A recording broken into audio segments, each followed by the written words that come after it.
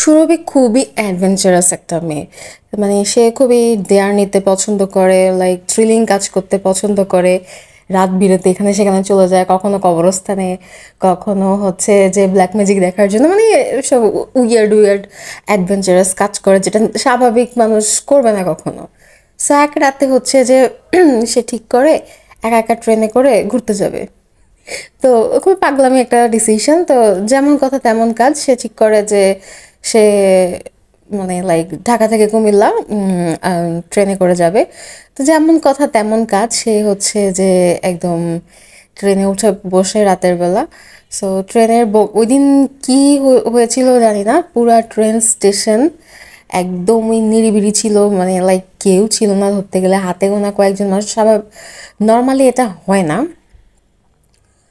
তো সুরভি হচ্ছে যে ট্রেনের বগিতে উঠে বসে, অ্যান্ড তার পাশে এক সহযাত্রী হিসেবে একটা বৃদ্ধ মহিলা থাকে, সাদা কাপড় পরা থুরথুরে একটা বৃদ্ধ মহিলা। বসে বসে গুনগুন করে গান গায় সারাক্ষণ। সুরভি বেশ মজা পায়, সে জানালা দিয়ে তাকায় তাকায় থাকে, এটা সেটা দেখে, রাতের দৃশ্য দেখে আর মহিলার দিকে তাকায় থাকে। বাট কিছুক্ষণ পরে তার একটু ভয় ভয় লাগতে থাকে। এক নাম্বার তো মানে ট্রেনটা একদমই নির্জন, এরকম কখনোই হয় না। দুই নাম্বার হচ্ছে মহিলাটা কেমন জানি অদ্ভুত, তার কেন জানি মনে হয় যে মহিলাটা তার দিকে একদম এক দৃষ্টিতে তাকিয়ে আছে, এবং একটা নেগেটিভ ভাইবস আসতেছে তার মধ্যে। এখানে তার মনে হয় যে মহিলার উদ্দেশ্য একদমই খারাপ, ভালো না। সো কেমন জানি শিরশির করতে থাকে সুরভির। মহিলা হচ্ছে যে আর মহিলা হচ্ছে অনবরত গুনগুন করে গান গাচ্ছে গাচ্ছে, গানের সুরগুলোও কেমন জানি ভুতুরে ভুতুরে। সুরভির মাঝে মাঝে মানে ঘোর লেগে যায়, হঠাৎ করে মানে অদ্ভুত অদ্ভুত চিন্তা আসে, হঠাৎ করে তার মুড সুইং হতে থাকে, তার মনে হতে থাকে যে তার জীবন অর্থহীন। এখন যদি ট্রেন থেকে লাফ দিয়ে মরে যেতে পারে, বা হচ্ছে যে এখন যদি তাকে কেউ মেরে ফেলতো, বা সে যদি বিষ খেয়ে মরে যেত তাহলে খুব ভালো হতো। মানে মানে অদ্ভুত অদ্ভুত সব সুইসাইডাল থটস আসতে থাকে তার মাথায়। তার নিজের জীবন অর্থহীন মনে হতে থাকে, পৃথিবীর সবার প্রতি তার রাগ হতে থাকে, কেমন ভায়োলেন্ট বিহেভিয়ার চিন্তা মাথায় আসে। মনে হয় যে এখন রাস্তা থেকে নেমে কাউকে যদি মেরে ফেলতো খুব খুশি হতো। মানে কেমন জানি অদ্ভুত সব। আর প্রচণ্ড খিদা পায় তার, মনে হচ্ছিল যে তার নিজেকে নিজে খেয়ে খেয়ে ফেলতে পারলে খুব শান্তি পেত। অনেক কষ্টে নিজেকে কন্ট্রোল করতে থাকে সুরভি। আর তার উপর মহিলার সেই অদ্ভুত চাহনি তো আছেই।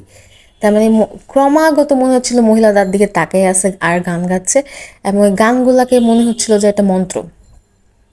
যে মনে হচ্ছে যে মহিলা এক নাগাড়ে অ্যাকচুয়ালি গান না, সে সুর করে মন্ত্র পড়ছে, আর সুরভিকে কিছু একটা করার ট্রাই করতেছে। সুরভির বারবার এটা মনে হতে থাকে। সুরভি কি করবে বুঝতে পারতেছিল না। ঠিক তখনই ট্রেনটা থামে একটা স্টেশনে, অ্যান্ড একটা কোট টাই পরা একটা লোক উঠে আসে।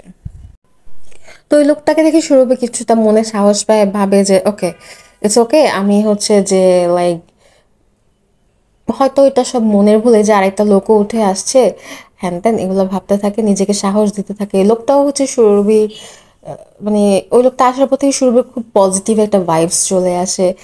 মানে সে লোকটাও তার সাথে একটু কথা বলার চেষ্টা করতে থাকে। বা ওই বৃদ্ধ মহিলা আবার সুরভি খেয়াল করে যে একটু কেমন যেন একটু রেগে যায়, ওর গানের সুরটা একদমই বন্ধ হয়ে যায়, চারদিক থমথমে হয়ে থাকে। আর সে খুব রাগী দৃষ্টিতে হচ্ছে যে ওই লোকটার দিকে তাকায় থাকে। তারপর এরকম চলতে থাকে কিছুক্ষণ, তারপর ট্রেনটা আরেক স্টেশনে থামবে, এবং ঠিক সাথে সাথে লোকটার কী হয় যায় না, সে তড়াক করে লাফ দিয়ে উঠে সুরভির হাতটা খপ করে ধরে তাকে টেনে ট্রেন থেকে বাইরে নিয়ে আসে।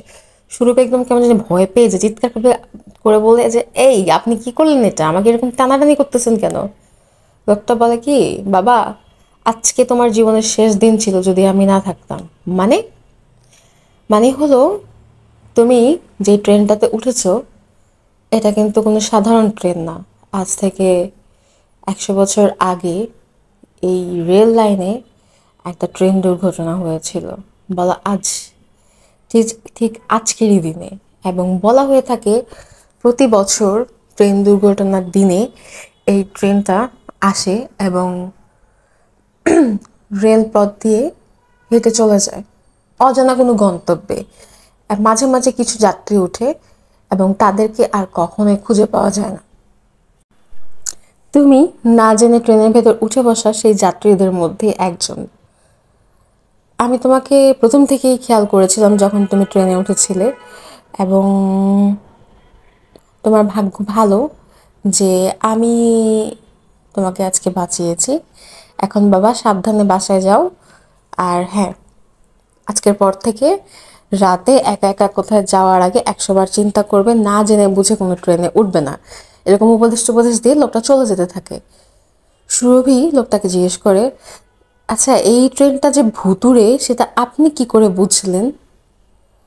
লোকটা একটু হাসে, তারপর সুরভির দিকে তাকিয়ে বলে, আজ থেকে 2 বছর আগে আমিও তোমার মতো না জেনেই ট্রেনে উঠেছিলাম, তারপর আর কখনোই খুঁজে পাওয়া যায়নি আমাকে। বলে বলে লোকটা মুহূর্তের মধ্যেই চোখের নিমিষে সেফ হাওয়ার মধ্যে গায়েব হয়ে যায়। আর সেটা দেখে ভয়ের চোটে মূর্ছা যায় সুরভি।